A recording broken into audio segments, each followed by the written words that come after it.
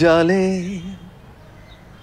বলে জড়ালি কোন মায়া জালে, এক জল কাদা বল রূপ কথা মাঠে, এক বৃষ্টি বিকেল ভেজা র্যাম্পাটে, কিছু রাম ধনু রং চোখে সবুজ মেরু।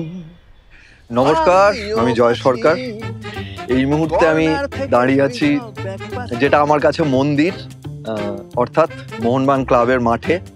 ছোটবেলা থেকেই আমি মোহনবাগান, মানে যখন থেকে জ্ঞান হয়েছে, জয় তুমি কোন দলের সাপোর্টার, আমার মনে আছে আমার মা আমাকে জিজ্ঞেস করেছিলেন, এক বাক্যে বলেছিলাম মোহনবাগান। আর আমাদের বাড়িতে একটা মজা আছে, আমি আমার মা মোহনবাগান আর আমার বাবা এবং আমার দাদা ইস্ট বেঙ্গল, ফলে বাড়িতেই একটা ডার্বি ভাব আছে।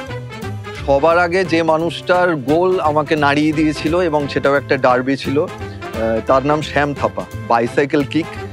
আমাদের জেনারেশনের যারা কলকাতা ফুটবলে ইন্টারেস্টেড হয়েছে, আমার মনে সেটা একটা বিরাট ঘটনা ছিল। আর তারপরে সুব্রত ভট্টাচার্যের আমি প্রচণ্ড ভক্ত ছিলাম। পরবর্তীকালে ব্যারেটোর খেলা প্রচণ্ড ভালো লেগেছে। ব্যারেটোকে মনে হয়েছে যে মোহনবাগানের সঙ্গে তার একটা হৃদয়ের সম্পর্ক আছে, শুধুমাত্র খেলার জায়গা থেকে নয়, একটা আত্মিক সম্পর্ক রয়েছে, যোগাযোগ রয়েছে।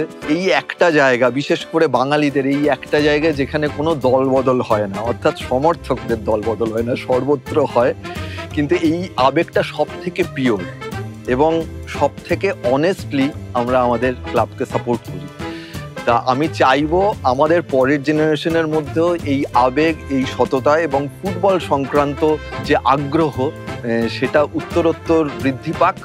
সবাই মাঠে ভিড় জমান এবং প্রিয় দলকে উৎসাহিত করুন। জয় মোহনবাগান।